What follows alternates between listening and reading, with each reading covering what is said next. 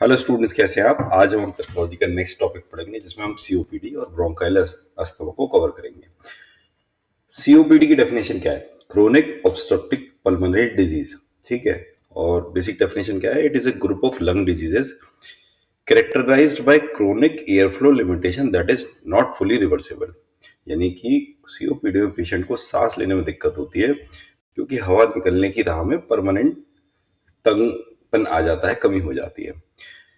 Bronchial asthma it is a chronic inflammatory disease of the airways with episodes of reversible airway destruction due to hyperresponsiveness. Asthma में Airways बहुत sensitive हो जाती है, छोटी सी चीज पर स्पाज्म हो जाता है और पेशेंट को वीज या दमा उठ जाता है। यानी कि ब्रोंकियल अस्थमा रिवर्सिबल है, सीओपीडी इरिवर्सिबल है। सीओपीडी में परमानेंट चेंज हो रहा है एयर फ्लो में, एयरवेज में परमानेंट चेंज हो रहा है, जिसकी वजह से एयर फ्लो में इश्यू आ रहा है।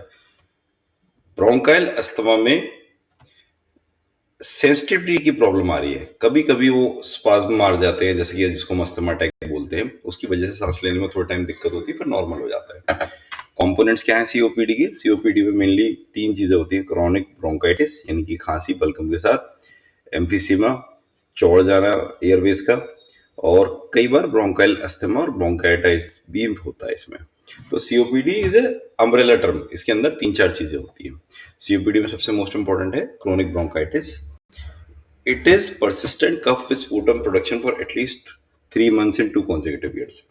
यानी कि 3 महीने तक अगर आपको खांसी और कफ आ रहा है बार बार, तो ये क्रोनिक ब्रोंकाइटिस का कॉज है, मतलब कीनोट सिम्टम है।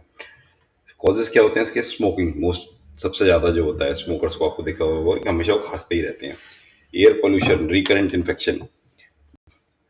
पैथोजेनेसिस है, क्या है इसकी, मतलब होता कैसे? स्मोकिंग जब कंटिन्यूसली कोई करता है तो उससे म्यूकन ग्लैंड्स में इन्फ्लेमेशन आ जाता है, सीलिया इम्पेयर्ड हो जाता है, और हर चीज जो है वहां की डिस्टर्ब हो जाती है। तो इससे लार्ज म्यूकस प्लग्स बन जाते हैं ब्रोंकाई में, और जिससे ब्रोंकियल वॉल थिक हो जाती है। तो प्रोडक्टिव कब होता है? यानी कि बार बार म्यूकस ग्लैंड्स ने प्रोडक्शन बढ़ा दिया म्यूकस का, तो जब भी वो खांसी, एक तो उसको खांसी हो रही है बार बार इन्फ्लेमेशन की वजह से, और जब भी खांसी हो रही है उसमें पस आ रहा है। ये है पूरा इसका। सेकंड आ गया हमारा emphysema. Emphysema it is the permanent enlargement of air spaces distal to terminal bronchioles with destruction of alveolar walls. मैं आपको समझाता हूँ। एम्फीसीमा में लंग्स में छोटे छोटे बलून फट जाते हैं और हवा अंदर ही फंस जाती है। यानी कि जो रास्ता है एयर जाने का, ठीक है, वो एक तो चौड़ा हो गया डिस्टल टू टर्मिनल, तो उसकी वजह से एक तो उसकी क्लीनिंग नहीं हो पाएगी और कुछ ना कुछ उसमें फंसा रहेगा, तो रेस्पिरेशन में परफेक्शन नहीं आ पाएगा।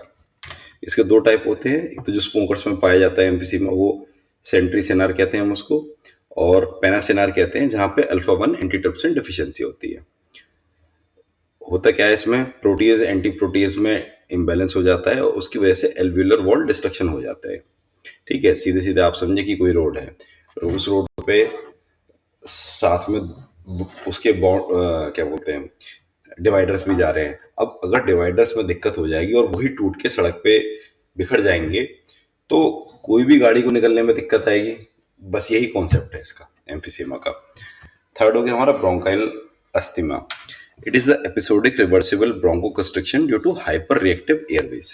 ठीक है, अभी हमने समझ ही लिया था कि वो टेम्परेरी होता है, एक कंस्ट्रिक्ट हो गई तो हवा और सांस लेने में दिक्कत होती है, फिर नॉर्मल हो जाती है, तो हो जाता है। ये 2 टाइप का होता है।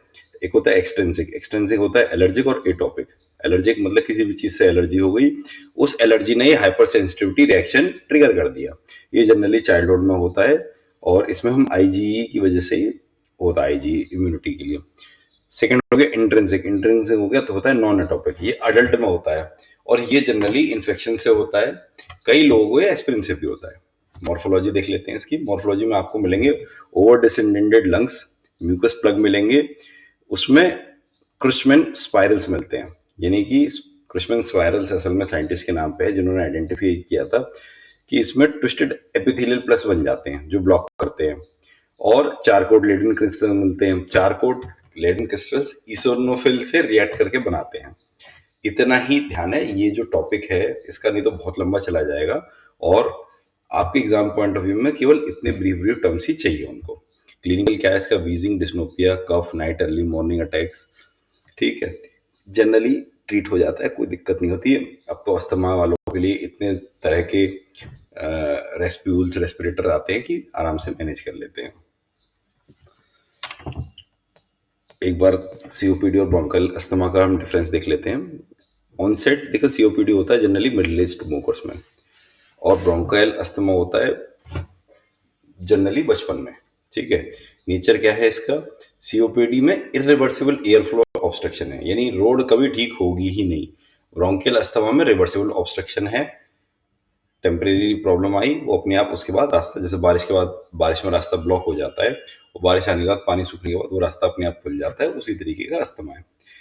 सीओपीडी में मेन जो पैथोलॉजी फैक्टर है वो क्रोनिक ब्रोंकाइटिस होता है और एम्फिसीमा होता है। ब्रोंकियल अस्थमा में एयरवे हाइपर रिएक्टिविटी हो जाती है, यानी एयरवे डिस्टर्ब हो जाते हैं।